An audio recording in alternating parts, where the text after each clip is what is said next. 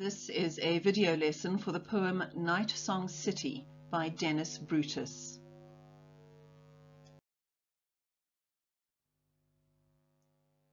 The poem is prescribed by the Independent Examinations Board for South African students in grade 12. Consider the picture that I have selected for the title slides. What do you see? What emotions does the picture evoke? Pause the video for a moment and think about your reaction to the visual stimulus. When you have studied the poem, come back to the picture to see whether you agree that it captures something of the poem in it. Before we delve into the text, we need to know something about the poet. Brutus is claimed as a South African poet despite being born in Zimbabwe to South African parents. He was always politically aware, so much so that the apartheid regime imprisoned him because of his dissent. Brutus campaigned successfully for South Africa to be banned from international sport. South Africa was excluded from the Olympic Games from 1964 until 1992, once Nelson Mandela had been released from prison and it was clear that South Africa was on her way to a democratically elected government. Much of Brutus's poetry conveys his thoughts about and reactions to the injustices of South Africa's previous political system. He spent much of his adult life in exile. In 1983, he was granted status as a political refugee by the United States of America. He did return to South Africa in his later years, dying in Cape Town in 2009.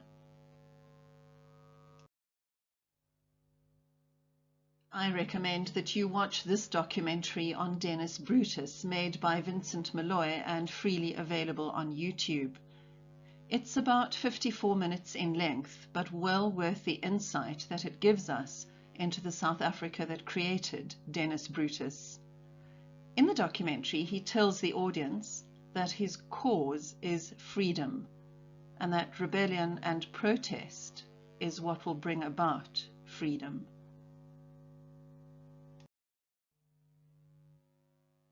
By grade 12, you should already have an established method of annotating and analyzing poems.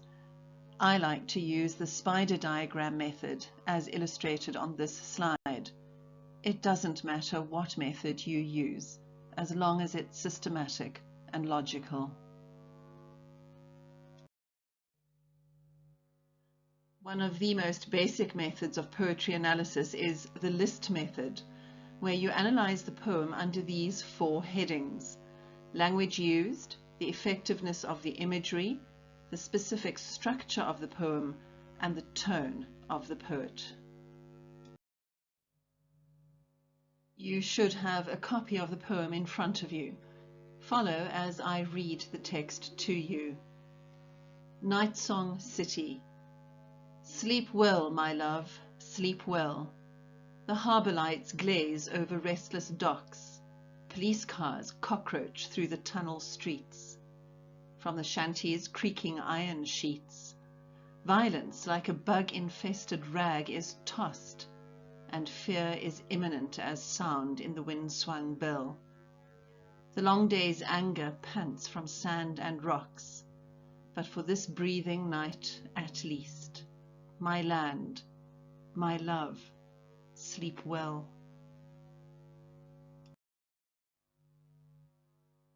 I recommend that you watch these 2 renditions of the poem available on YouTube. The first is an American lecturer reading the poem. The second is a visual representation of each line as made by a student for a class project. Both of these short video clips will add to your understanding of the poem. It is always a good idea to start with the title of the poem. The poet here gives us a specific setting in terms of both time and place. The word night song evokes images of a pleasant evening with music. The reader is duped into assuming that the poem will convey a message of warm nostalgia for social evenings in an urban area. We'll soon realize that this is not the case.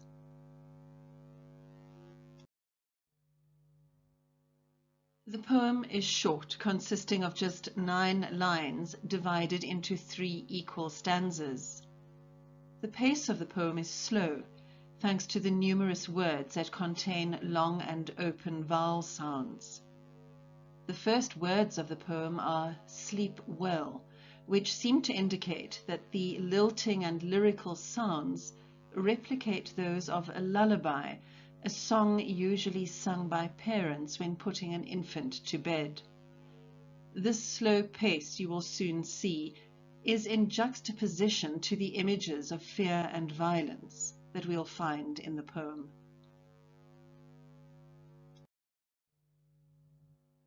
The first stanza is addressed by the speaker to his love, conveying his desire that she sleep well.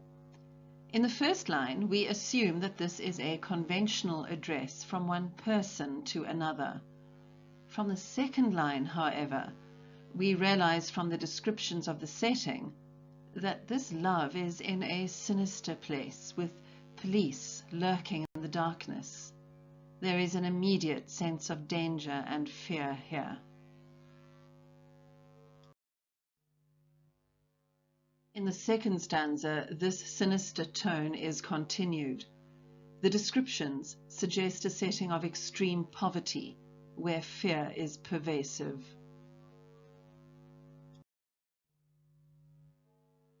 In the final stanza, the reader realizes that the love that is being addressed is a place, not a person. The speaker is wishing peace on a beloved city, a city that currently experiences anger and violence. Once you've understood this, that the poet is addressing a place as my love, the line-by-line analysis will make more sense.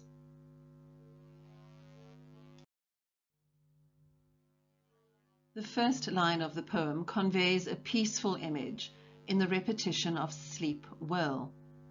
This sense of well-being is short-lived, as we see that the colon at the end of line 1 introduces a list of circumstances under which the speaker's love must sleep. This is not a city that is at peace. The harbour lights are glazed, staring without emotion. The docks are qualified by the adjective restless. Note that this is a transferred epithet, a figure of speech where the adjective is deliberately placed to qualify a noun to which it does not actually refer. In this instance, it's not really the inanimate docks that are restless. It's the people who work and live there during the night who are restless and in need of sleep. The comparison tells us that the city is uncaring and indifferent towards its inhabitants. Line 2 is then the first of the various sinister images that are found in the poem.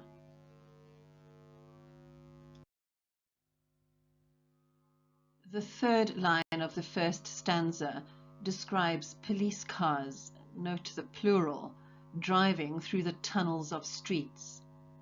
The noun cockroach has been used as a verb here to describe the way that the police vehicles move through the streets.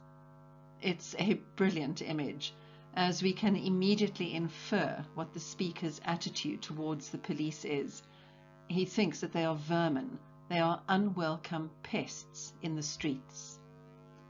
Knowing that the poet was an anti-apartheid activist, it's safe to assume that he's referring to the South African political context of the 1970s and 1980s here, an era of oppression and police brutality in South Africa. I would caution you, however, to refer only to the text in your answers. You need to analyze the words on the page more than you need to write about the poet's background and political persuasion.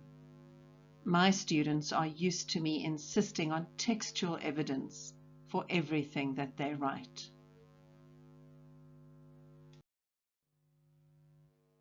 The second stanza continues with the undertone of violence that was started in the first stanza.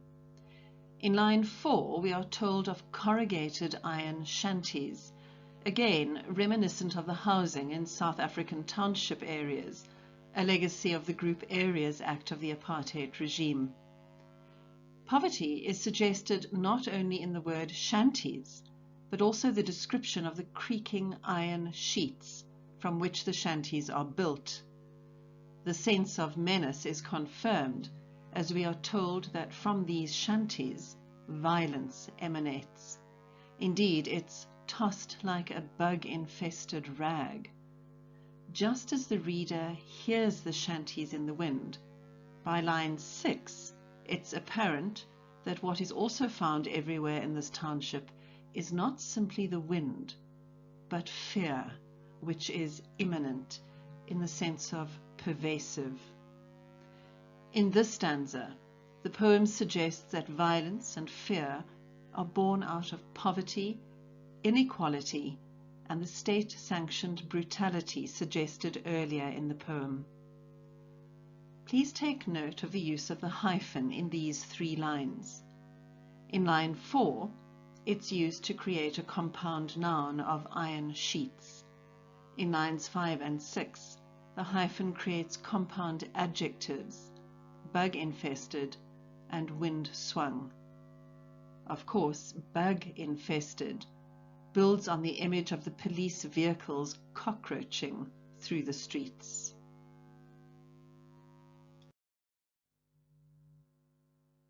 Line 7 seems to confirm the expectation that the love that the speaker is addressing is a place. The speaker explains that during the day, anger pants from sand and rock. This love is no paradise. It hides threats of violence amidst even the calmest scenes. Fear pervades the environment. In line 8, a contrast to the long day is set up by the speaker's reference to the current nighttime scene as a breathing night, a time for living beings to grow calmer and to prepare to sleep. In contrast to the verb pant in the previous line, the word breathing is calm and restful, a contrast that emphasizes the horror of the preceding images and the speaker's desire for peace, even if for a single night.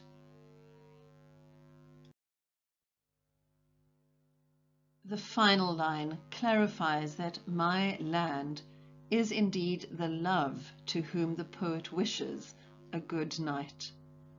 The poem may therefore be considered as an extended metaphor. The speaker's yearning for peace in his land is expressed in the poem's predominant image of wishing a loved one a good night.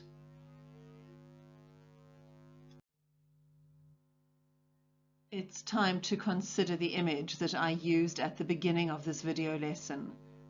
It's a photograph taken in a township near Cape Town at dusk. The dire poverty is obvious. The grim destitution and hopelessness of these residents is clear. As night falls, how will they sleep? Peacefully? Easily? I think not. What night songs do these people hear? We can but hope that their lot will improve and that they will be able to let go of any frustration and anger that their lives or circumstances have caused them.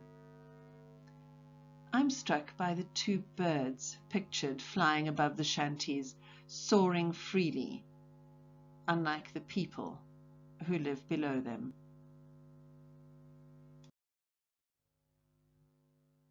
It's time for some questions.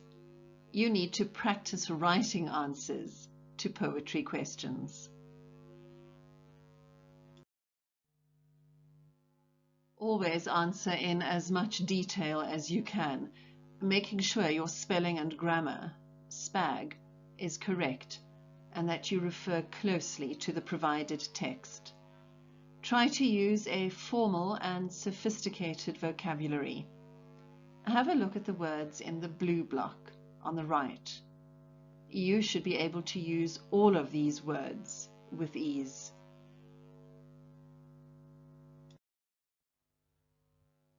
Here are your 5 questions on Nightsong City. I advise you to pause the video here and write down the answers to each question.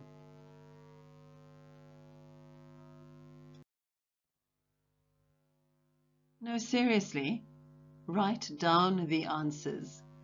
Show some tenacity and perseverance. Do it properly.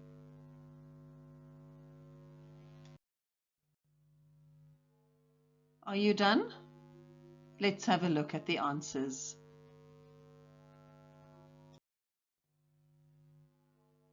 This question requires you to recognize that the speaker has a deep affection for this place. It's not a perfect place, but it is a place deserving of peace and tranquility. I'm sure that many of you will be able to empathize with this. We might have frustrations with aspects of South Africa. Load shedding comes to mind. But I assume that every one of us wants our country to experience peace, security, and prosperity. These emotions are not mutually exclusive.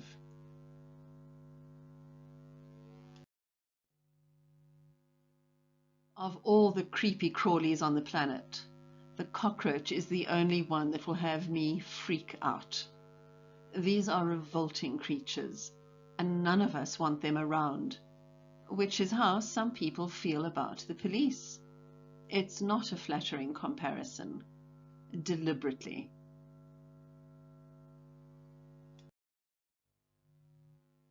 Running a close second to cockroaches in the top 10 of revolting creepy crawlies are bedbugs. Combining these 2 insects evokes an image of an environment that is filthy, unwelcoming, and unhealthy.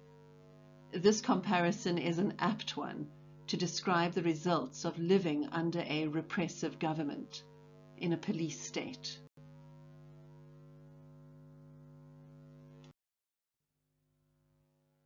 In this answer, you should discuss the various sound images that the poet has used. You should also address the ambiguity of these sounds. What appears at first to be the sounds of a peaceful city are in fact the sounds of suffering and violence.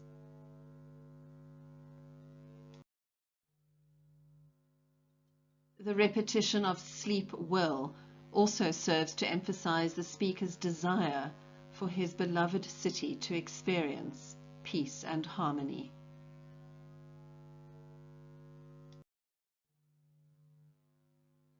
If you had to pick an image to accompany this poem, what would you choose? Here I have selected a photograph of Cape Town at night. From a distance it looks glamorous, like a travel postcard. But if you scratch the surface, you'll find all sorts of sad stories. Often, the appearance does not match the reality. The second picture is a painting by a township artist. It's Cape Town. You can see Table Mountain in the background. It's dusk, and you can see people going about their end-of-day business. The houses are painted in vibrant colors, bringing beauty to a poverty-stricken area. Which of these 2 pictures conveys your idea of Cape Town or any city? Would you choose a third image, showing yet another aspect of city life? Always try to think of a visual, a picture, to go with the poem that you are studying.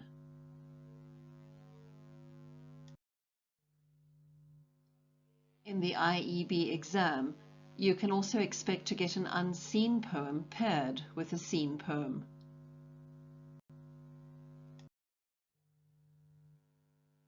Some of you might have studied this sonnet in earlier years, William Wordsworth's Composed on Westminster Bridge. Like Dennis Brutus, the poet stands in a city, in this case London, and reflects on the nature of urban life. In the sonnet, it's dawn. The city is waking up, unlike Nightsong City, where the city is going to sleep. It's a beautiful poem, which captures those few moments of calm and quiet before the city rushes to life. In both poems, the city is treated as a living entity.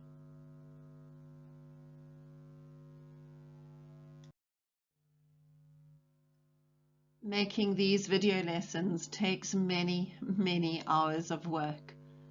I would like to acknowledge the generosity of Mrs. Marie-Louise Lowe, the head of English at St. Catherine's Senior School in Germiston, who so freely shared her materials on this poem with me. This is collaboration at its best, when teachers who don't know each other willingly share their work with others, so that as many colleagues and students as possible can benefit. Marie-Louise, I thank you for your kind and generous nature. Your students are fortunate to have you.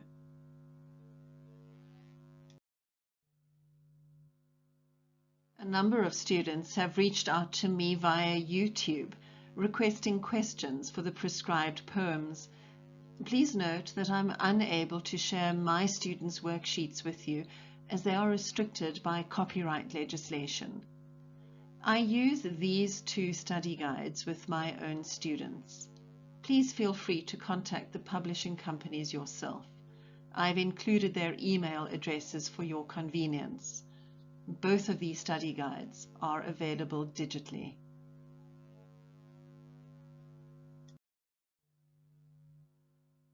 It's been great to have you with me for the analysis of another IEB poem. Please pay it forward and share these video lessons with all of your friends and colleagues who study the IEB curriculum.